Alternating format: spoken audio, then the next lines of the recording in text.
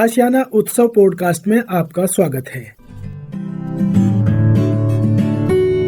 हम सीनियर्स हम सीनियर्स हम सीनियर्स हम सीनियर्स हम सीनियर्स हम सीनियर्स हम सीनियर्स हम सीनियर्स हा हा हा हम सीनियर्स हम सीनियर्स हम सीनियर्स।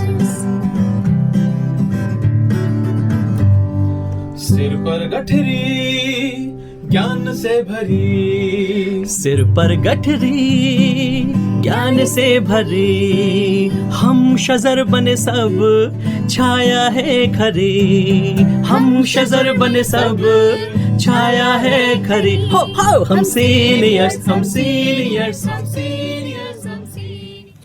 नमस्कार दोस्तों, आप सबका स्वागत है National Institute of Social Defence और Ministry of Social Justice and Empowerment, Government of India एवं मीडिया फॉर कम्युनिटी फाउंडेशन के संयुक्त तत्वाधान में वरिष्ठ नागरिकों द्वारा प्रस्तुत इस खास कार्यक्रम श्रृंखला अनुभव में, जिसके प्रोजेक्ट कोऑर्डिनेटर हैं डॉक्टर आर श्रीधरन और आलोक वर्मा और रेडियो कोऑर्डिनेटर्स हैं पूजा मुरादा, कौशल्या एवं साई सुधा। दोस्तों, कार्यक्रम में प्रवेश करने से पहले मैं आपको एक टोल फ्री नंबर बताना चाहूंगा जो हमारे सीनियर सिटीजन्स की मदद और उनके सपोर्ट के लिए है। आप इस नंबर का इस्तेमाल सुबह 8 बजे से लेकर के रात्रि 8 बजे तक कर सकते हैं। यदि आपको किसी तरह की मदद, किसी तरह के सपोर्ट की जरूरत है तो आप इस टोल फ्री नंबर 14567 पर कॉल कर सकते हैं। एक बार पुनः दोस्तों रिपीट कर देता हूँ, आप सभी चाहें तो इसे नोट भी कर सकते हैं। 14567 यह नंबर सीनियर सिटीजन के सपोर्ट और उनकी मदद के लिए है। अब आइए दोस्तों बढ़ते हैं आज के कार्यक्रम की ओर।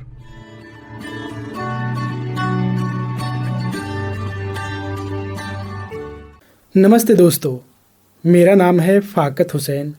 आपके लिए हम अनुभव कार्यक्रम के तहत बहुत ही दिलचस्प और इन्फॉर्मेटिव कार्यक्रम लेकर आ रहे हैं। यह कार्यक्रम हम वरिष्ठ नागरिकों के साथ मिलकर बना रहे हैं।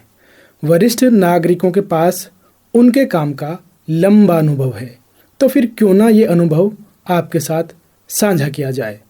आज के कार्यक्रम अनुभव के तहत हम जानेंगे उद्यमिता के बारे में। आज के हमारे एक्सपर्ट हैं बहुत ही वरिष्ठ और मनोवैज्ञानिक श्री सतीश कौशिक जी, जिनका इंडस्ट्री के साथ काम करने का लंबा अनुभव है।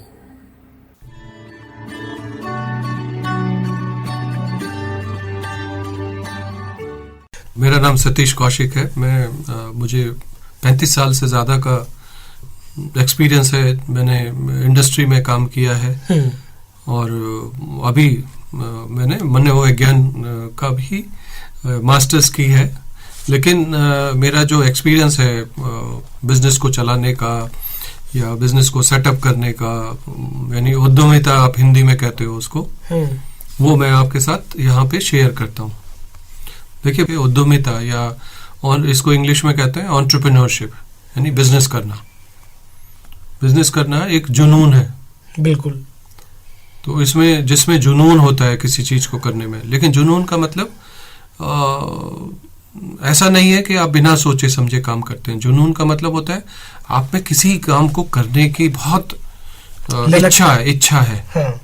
लेकिन उसके साथ साथ आपका जो होशो हवास है वो आपके साथ होता है। उस होशो हवास से आप ये सोच सकते हो कि अगर मैं ये काम करने वाला हूँ, ये काम मेरे लिए अच्छा है, मेरे लिए फायदा करेगा, और आपको ये भी सोच होती है कि ये मैं काम मेरे लिए अच्छा नहीं है, मुझे ये नहीं करना चाहिए। दूसरा, रिस्क की बात करते हैं हम। जब उद्यमिता की बात करते हैं तो रिस्क सबसे पहले आता है कि मुझे कितना रिस्क लेना है, मेरी क्षमता, मेरी कैपेसिटी, क्षमता कहते हैं कैपेसिटी को, कि मेरी कैपेसिटी कितनी है रिस्क लेने की। एक आदमी जिसके पास बहुत सारे साधन हैं, बहुत सारा उसके पास पैसा भी है, साधन भी हैं, बहुत सारी चीजें हैं उसके पास, तो उसकी जो रिस्क लेने की क्षमता है वो ज्यादा है।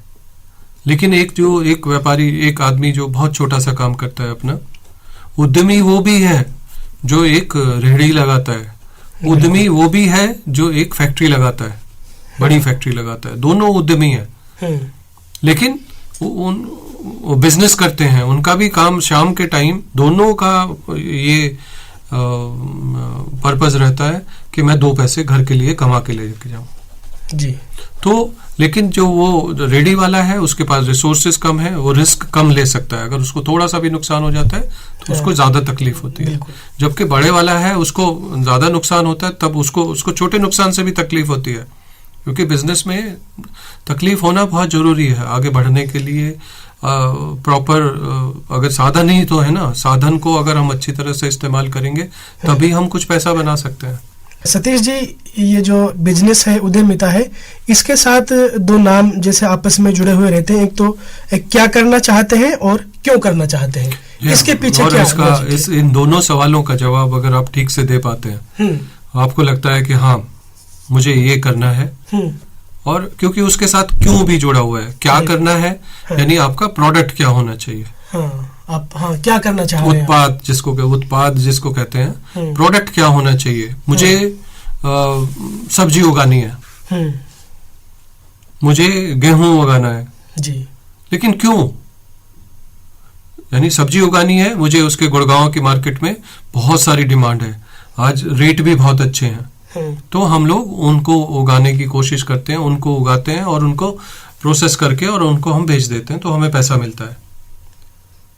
इसी तरह से जो भी आप करना चाहें, जो फैक्ट्री में काम करते हैं, जैसे हम पंखे की बात करते हैं, टेलरिंग की बात की थी हमने, जो यानी कबाड़ी जो थे उन्होंने सामान इकट्ठा किया, उस सामान को उन्होंने बेच दिया, तो जो बड़ा वाला था जो होलसेलर है उसने उसको अलग अलग करके उसने उसको फिर बेचा आगे, क्योंकि वो जो सामान उसने इकट्ठा किया था वो उसको रीयूजेबल दोबारा से इस्तेमाल करके, जैसे प्लास्टिक है, टूटी हुई प्लास्टिक के वो दोबारा से उसके बर्तन बन सकते हैं, उससे बाल्टियां बन सकती हैं, उससे और भी चीजें बन सकती हैं जो रोजमर्रा में हमारे काम आती हैं।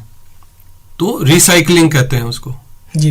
दोबारा से उसने आपने बना लिया उसको फिर से, तो एक तो वातावरण सही रहता है आपका, और दूसरा आपको लोगों की जरूरत है, क्योंकि बिजनेस वही है, जो चीज भी आप करें उसका इस्तेमाल होना चाहिए। जिस चीज का इस्तेमाल नहीं है, जिसकी कोई यानी जरूरत नहीं है, वो उसका तो कोई वैल्यू नहीं मिलेगी आपको। बिल्कुल।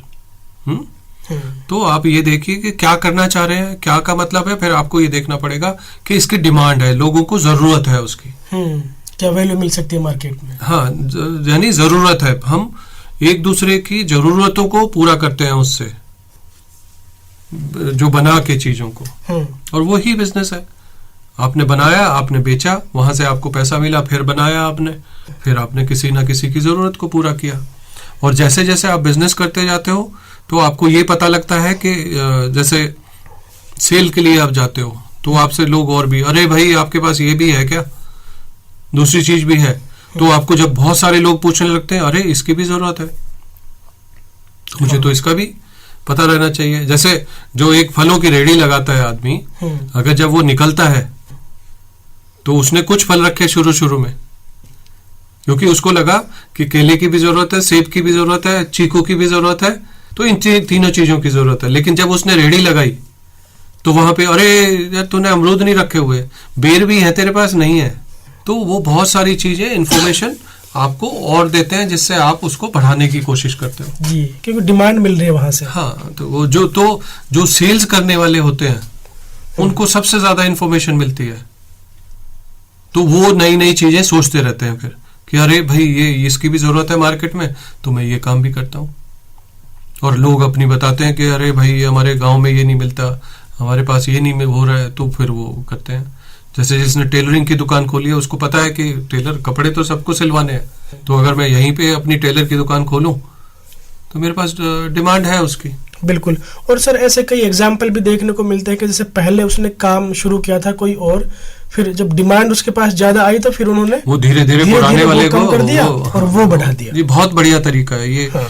यानी एक उद्यमी होता है, समझदार उद्यमी की पहचान है।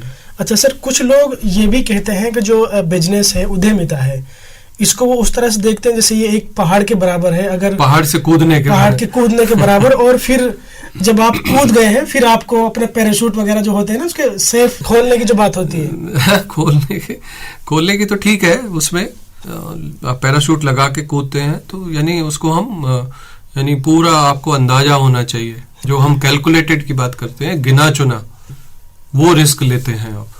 लेकिन कुछ लोगों का ये भी कहना है, ठीक है, अब पता नहीं वो कहाँ तक सही है, कि जब आप इस धंधे में आ जाते हैं तब आपको सोचना पड़ता है। जैसे जैसे आप काम करते रहते हो, जो बिजनेस आप शुरू करते हो, जैसे जैसे कब तो आपका एक्सपीरियंस बढ़ता रहता है। क्योंकि जब हम कोई भी प्रोजेक्ट शुरू करते हैं उस टाइम में हमारे पास हमारा सोच है कि ये ऐसा होगा, तो इंग्लिश में उसको कहते हैं प्रोजेक्शंस। अच्छा। बनाते हैं आप उसके कि भाई मैं अगर ये करूंगा तो मुझे इतना प्रॉफिट होगा, मैं इतना करूंगा, तो सोच है हमारी। यानी हमारे पास जो हमने हमारा एक्सपीरियंस था पुराना, उसके हिसाब से हमने अपना हिसाब किताब लगाया कि भाई अगर मैं ये करूंगा तो मुझे 50,000 रुपये महीना बचेंगे या 50,000 रुपये साल बचेंगे, 1 लाख रुपए। तो वो सारा देखते हैं कि ये बनाया, लेकिन हमारी सोच है उस टाइम में, एक्चुअल में नहीं है ये। तो जैसे जैसे आप एक्चुअल करते हो तो आपको एक्चुअल चीजों का पता लगता है, तो उसके हिसाब से आप उसको बदलते रहते हो, कम या ज्यादा करते रहते हो उसी के हिसाब से। लेकिन किसी चीज को शुरू करने के लिए कहीं ना कहीं से तो आपको शुरू करना पड़ेगा ना। बिल्कुल।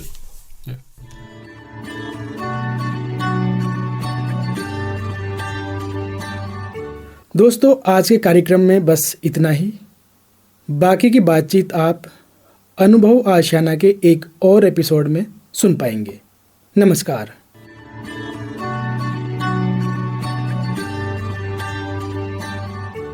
और श्रोताओं, फिलहाल वक्त हो चुका है आप सभी से विदा लेने का। और चलते चलते आप सबको एक बहुत ही खास नंबर, हमारे वरिष्ठ नागरिकों की सहायता, उनके सपोर्ट के लिए मैं आपको बताना चाहूंगा दोस्तों। Elder line toll free number है ये, आप चाहें तो इसे नोट कर सकते हैं, 14567। एक बार पुनः सुने दोस्तों, 14567। यह नंबर वरिष्ठ नागरिकों की मदद और उनके सपोर्ट के लिए सुबह 8 बजे से लेकर के रात्रि 8 बजे तक अवेलेबल है। यदि आपको किसी तरह की परेशानी या किसी सपोर्ट की जरूरत है तो आप इस पर कॉल कर सकते हैं। फिलहाल मैं ले रहा हूं इस कार्यक्रम से विदा। नमस्कार। हम सीनियर्स हम सीनियर्स हम सीनियर्स हम सीनियर्स हम सीनियर्स हम सीनियर्स हम सीनियर्स हम सीनियर्स हा हा हा हम सीनियर्स हम सीनियर्स हम सीनियर्स। सिर पर गठरी ज्ञान से भरी, सिर पर गठरी ज्ञान से भरी, हम शजर बने सब छाया है खरी, हम शजर बने सब छाया है खरी। हो हम सीनियर्स हम सीनियर्स हम सीनियर्स।